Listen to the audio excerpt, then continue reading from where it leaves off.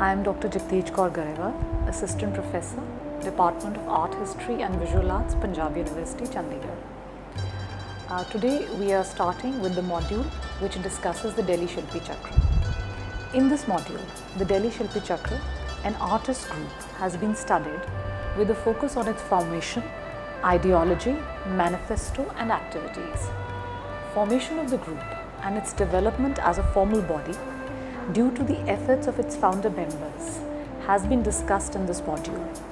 A brief sketch of the main artist members who not only founded the society but also became role models for the aspiring artists in the capital has also been examined. By tracing the various exhibitions and activities organized by the group, their impact on the art scene, especially in Delhi, is studied in detail. The formation of the Delhi Shilpi Chakra was a milestone in the annals of the artistic history of the city, as it played an influential role in nurturing art in Delhi after partition. Artists who had migrated from West Punjab in 1947 initially became associated with the All India Fine Arts and Crafts Society, which was the only art society in the capital at that point. However, due to idealistic and creative differences with the administrative members of the IFACs, these Lahori artists decided to form a new society which would not only help them but also other like-minded artists to express their creativity. We'll begin with studying the migration of artists to Delhi and its impact. The root of the formation of the Delhi Shilpi Chakra lies in the tragic circumstances of the partition of the country in 1947. As Punjab was divided into East, Indian and West, that is Pakistani Punjab, the capital city of Lahore, the cultural capital of North India, remained on the other side of the new border.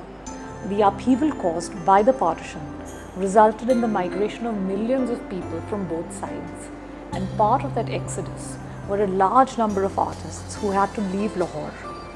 A number of them initially came to the refugee camps at Ambala and Delhi, before most of them settled at Delhi. The art scenario began to change in Delhi with the arrival of the artists from Lahore, such as B.C. Sanyal, P.N. Mago, Amarnath Sehgal, Ratna Mathur and Damayanti Batra, among others. Looking for an anchor around which their uprooted fraternity could gather, a number of them became members of the All India Fine Arts and Crafts Society that provided a platform for artists to show their works and was also publishing the 6-monthly art journal Rooplekha. But this turned out to be an uneasy alliance. P.N. Mago, Kamal Krishna, K.S. Kulkarni, Dhanraj Bhagat and B.C. Sanyal, who had joined IFACs, were not happy with how the society was run and felt that artists should have a greater say in all matters. Thus, over a short time, deep differences began to emerge among the members who were artists and those who weren't. Even as efforts were made to come up with some common ground, it was not to be. Outmaneuvered in a general body meeting of the IFACs, where they had decided to voice their demands, they decided to part ways with the society for good. Their desire to form a new organization which would work for the benefit of art and artists in the city resulted in the founding of the Delhi Shilpi Chakra.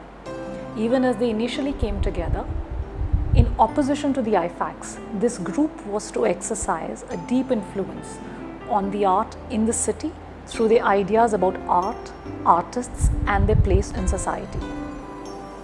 The dissatisfaction with the prevailing art scene and the Artists Association in Delhi stemmed from the kind of atmosphere that they had been used to. In Lahore, the city they had migrated from, the art scene had seen debate and discussions about art and modernism in particular, with some of the protagonists being Roop Krishna, B.C. Sanyal, S.L. Parashar and Charles Fabry, among others. Associations such as the Punjab Literary League and the Progressive Writers Association also played a role in nurturing a lively art scenario in Lahore. The Punjab Literary League's journal, the Usha, a journal of art and literature, provided a platform for discussions and debates on art and showcased the works of artists in its pages. Thus, these Lahori artists came from a vibrant artistic environment, and that is what they sought to recreate through the Delhi Shilpi Chakra.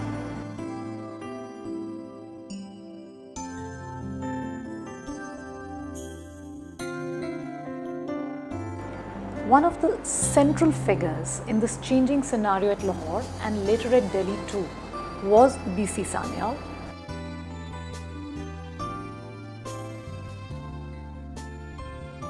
who was among the most influential figures of the art fraternity at Lahore, where he had set up a studio called the Lahore School of Fine Arts. Here, not only did he teach students and hold annual exhibitions of their work, but it also became a gathering place for artists and intellectuals in the city. This central role of B.C. Sanyal, around whom the art fraternity gathered, also continued later in Delhi. Arriving here as a partition-affected refugee, Sanyal soon set up his studio, calling it Refugee Studio. Like at Lahore, in Delhi too, his studio became a meeting point for artists from the various fields of visual and performing arts to sit and discuss art. Thus, figures from the world of theatre, such as Habib Tanveer, held rehearsals here. Critics and art historians too were part of the gatherings here. The nature and atmosphere of the studio became the nurturer of the Delhi Shilpi Chakra. Most of the artists who migrated from Pakistan had trained at the Mayo School of Art, except B.C. Sanyal, who had studied at the Government College of Art and Craft, Kolkata. Meanwhile, Delhi till date had been dominated by the artists working in the Bengal school manner, and the primary figures in this were the Ukil brothers, who had established the Ukil School of Art in 1926. Whereas artists from Lahore, who had known each other in that city, with a number of them having trained under Sanyal, had come from a milieu that had not been taken up much by the Bengal school manner.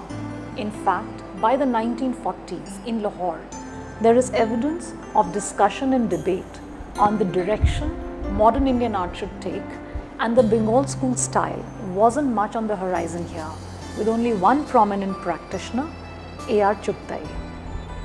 Now we'll discuss the Delhi Shilpi Chakra. The christening of the group was a process that went through many suggested names before deciding on one that, in the opinion of the members, was reflective of a pan-Indian character and identity, thus settling on the name Delhi Shilpi Chakra, which was formed on March 25th, 1949. The esteem in which he was held and his age and experience meant that B.C. Sanyal was elected as the founder chairman of the group. The founder members were B.C. Sanyal, Kamal Krishna, K.S. Kulkarni, Dhanraj Bhagat and P.N. Mago. Mago says that their resigning from the membership of IFAX would have gone unnoticed if they had not come together to form the Delhi Shilpi Chakra. Soon other artists joined the group, with a number of them from Punjab, along with others from different parts of the country, thus giving the group a pan-Indian character. Some of the members who joined were Ram Kumar, Satish Gujral, Harkrishan Lal, K.C. Aryan, Damayanti Chawla, Dinkar Kaushik, Jaya Pisani, Prabha Rastogi, Srinivas Pandit, Dwarkadhish Brijmohan Bhanot and Devyani Krishna. That fact that a number of the members of the group were colleagues in the Delhi Polytechnic College became an important element in this narrative. Apart from the faculty such as Rajesh Mehra, a number of students of the Polytechnic also joined the group over the years, some being Jagdish Dey, Manjeet Bawa and Nilmani Chatterjee, to name just a few. All these young artists joined the group as members and expanded the outlook of the group. Initially they met in the open at Jantar Mantar, then at 7 Jantar Mantar Road, and continued to meet at Sanyal's studio at Gol Market.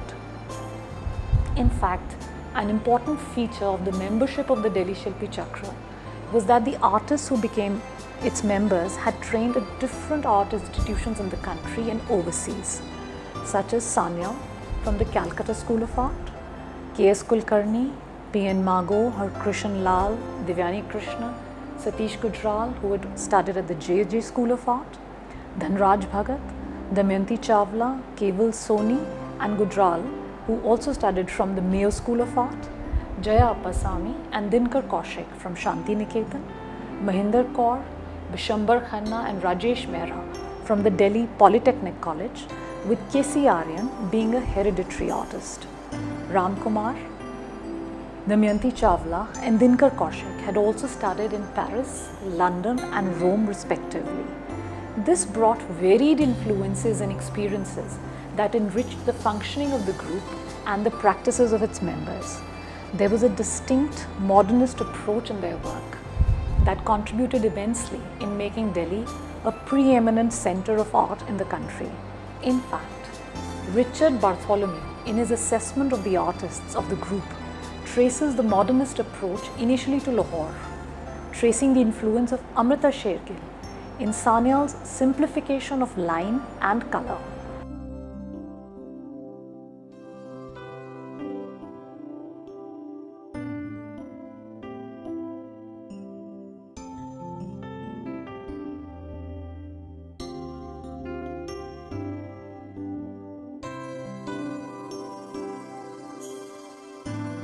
And also a Shergillian solitude in Jaya Pisani's work, along with intense colour and single figure compositions of women.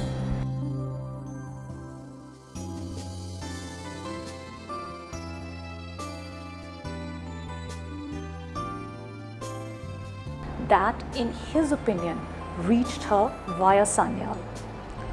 The group, though essentially was by, of and for practicing artists who formed its membership, people from other creative fields were welcomed and encouraged to interact with the group. The artists in the group were mainly those who were dissatisfied with the prevailing tendencies, such as the Bengal school, and sought to break new ground through their work. A perusal of the manifesto of the group helps identify some of the basic principles and beliefs that were shared by the members. The motto of the group was, "Art illuminates life." As Mago says, the group recognizes that art as an activity must not be divorced from life, that the art of a nation must express the soul of its people and ally with the forces of progress. The group recognized artists had to come together and work towards the progress of art, and through art help build a virile national culture and brighter life in the country. A large number of the activities were focused towards achieving these objectives, the primary being that art should be a part of everyday life and not divorced from life. The other focal area of activity was to aid the creative growth of the artist community and particularly help its members to achieve their highest potential. Now we'll look at some of the exhibitions and other activities of the group. The first informal display of artworks of the members of the group, termed A View, was held on 1st of July 1949 and included paintings, sculptures and cartoons.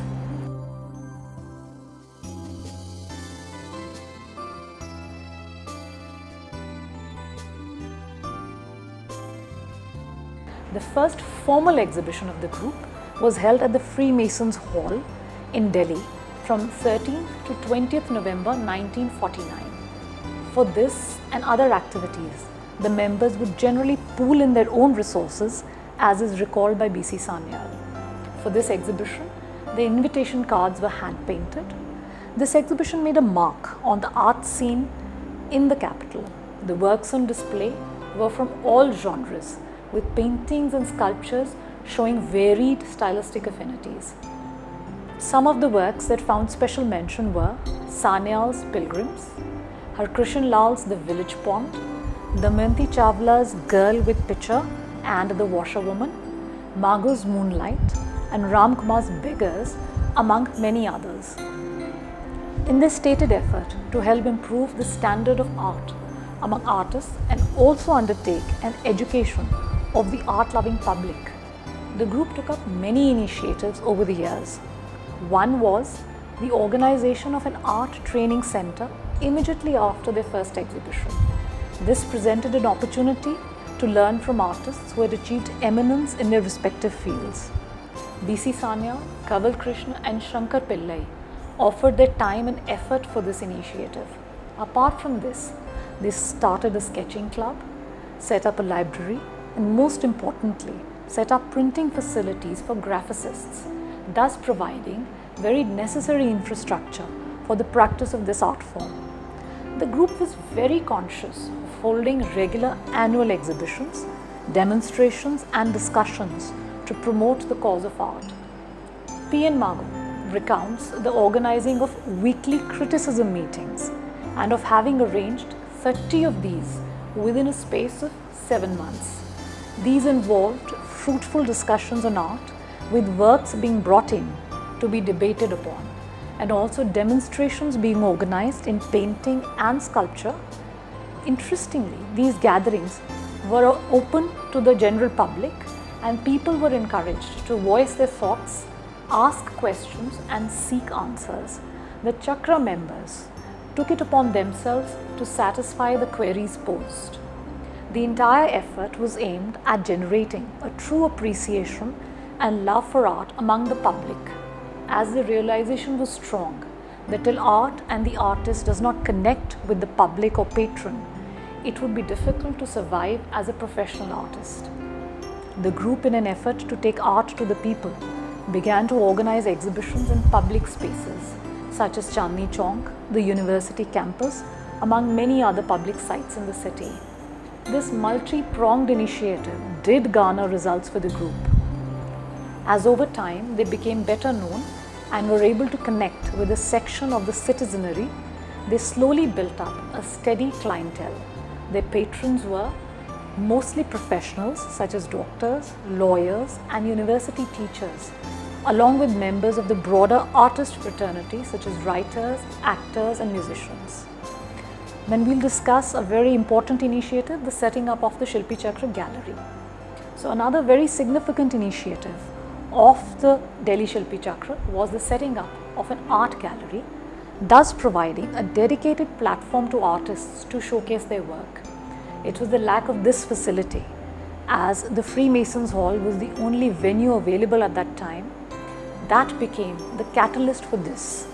With this aim, the group established its own gallery, the Shilpi Chakra Art Gallery, which was inaugurated on 7th October 1949 and emerged as a landmark move in the city at that time.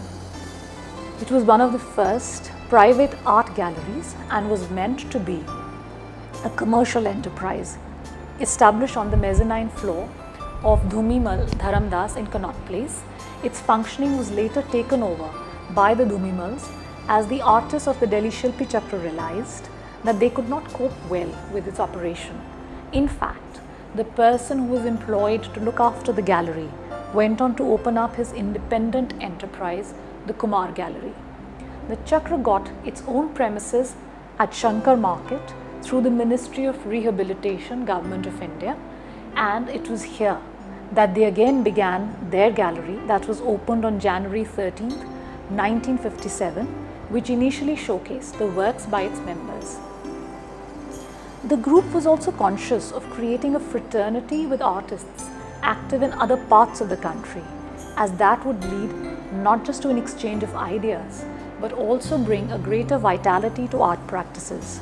As part of this, it became a regular feature of their annual exhibitions to invite an artist active outside the city to show with them. Thus, artists such as Sailoz Mukherjee and K.G. Subramanian exhibited alongside the Chakra members. In furtherance of this project, they also decided to initiate in a manner an exchange or reciprocal program with other artist groups in the country. Thus, in 1950, the Bombay Art Society brought their show to Delhi in collaboration with the Shilpi Chakra. Later, the Chakra also held its show in the Jahangir Art Gallery in Bombay in 1958. In this show in Bombay, the Chakra was supported by figures such as Bolkraj Anand, K.H. Ara, and S. Chavra, among others. The Delhi Shilpi Chakra also did involve non-artist members such as P.S. Narayanan, who remained the secretary of the group for a number of years and even took up painting. Similarly, the critics and writers working in Delhi such as Richard Bartholomew, Charles Fabry, A.S. Raman and later Keshav Malik became closely associated with the group and wrote extensively about its activities. In fact, Richard Bartholomew's first exhibition was organized by the Delhi Shilpi Chakra in 1951. The group also displayed an independent spirit as they refused to be associated with any specific political dispensation and ensured that people from creative fields such as theatre and visual arts were invited to inaugurate their shows. Now we'll briefly look at some of the artists who were part of the group. The artists who were involved in the group brought different influences and impulses to the practice of contemporary art. K.C. Aryan's work shows the deeply felt influence of folk art and is translated into the boldly outlined, vibrantly colored works such as Jhatka or Heer Ranjha.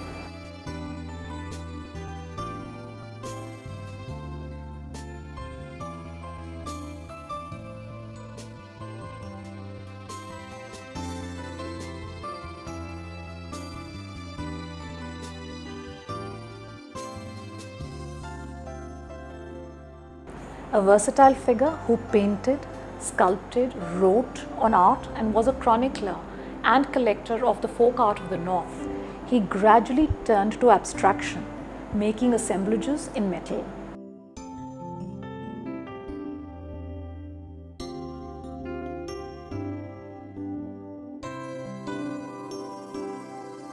Dhanraj Bhagat is among the pioneers of modernism in Indian sculpture. His works in the 1940s and 50s are figurative and focus on the expression of emotion.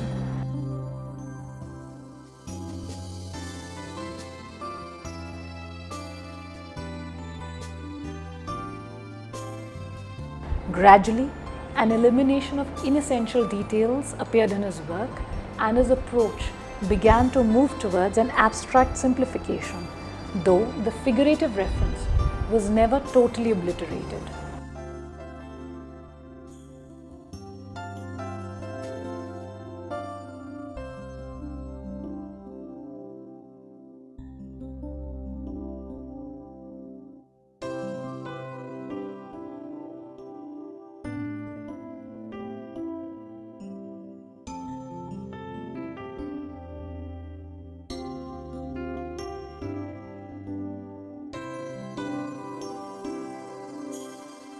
Her Krishanlal's work of the 1940s and early 50s pictures the partition displayed and the disinherited poor of the country, though he over time emerged as one of the early modern landscapists, making broadly defined panoramic scenes depicting villages in the Himalayas, the backwaters of Kerala and the bright sunlit cityscapes of Rajasthan.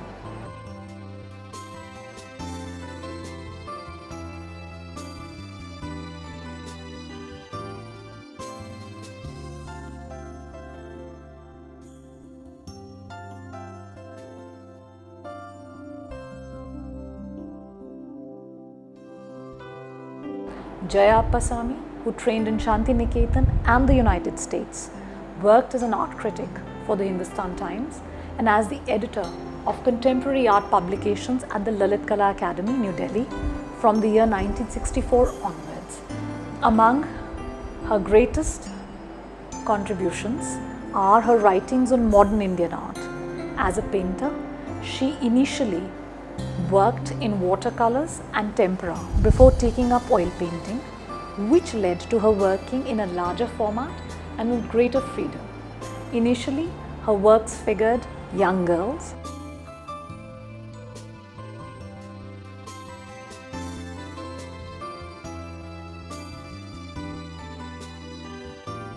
before she eventually focused on lyrical landscapes that convey a sense of breadth and quietude. If one takes into account the circumstances that led to the migration of a large number of members of the group to Delhi, and the sufferings of partitions some of them experienced and were witness to, the early emphasis on social content in their work is understandable. This becomes visible in works such as Margot's Mourners,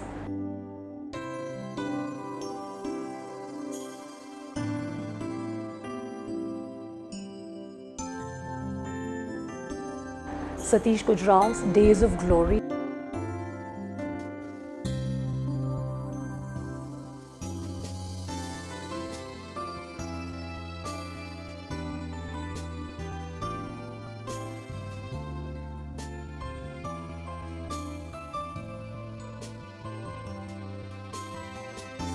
and Desolation, and B.C. Sanyal's works up to the 1950s, as seen in his series titled Beggars, My Neighbors.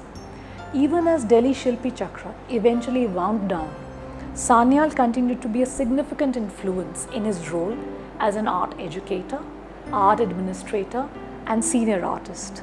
Since his Lahore days, he had travelled to the Himalayas and even later continued to visit the theatre personality Nora Richards at Andretta.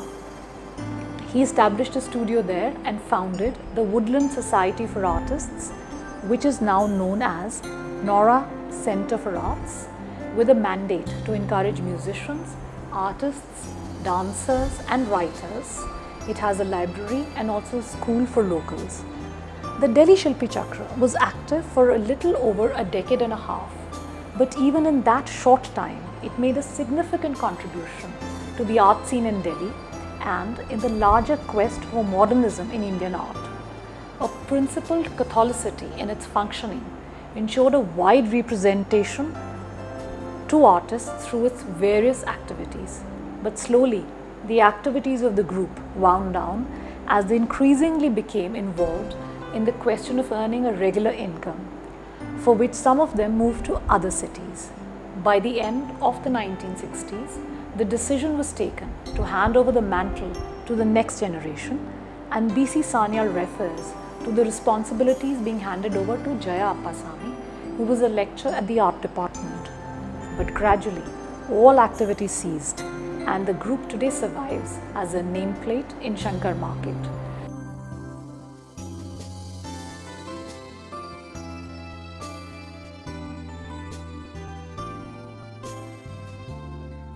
Even though the coming together of the Delhi Shilpi Chakra was not due to any common stylistic compulsion, but the collective aim of moving towards a new art that was rooted in and reflected contemporary times was greatly significant in the evolving modernism in Indian art.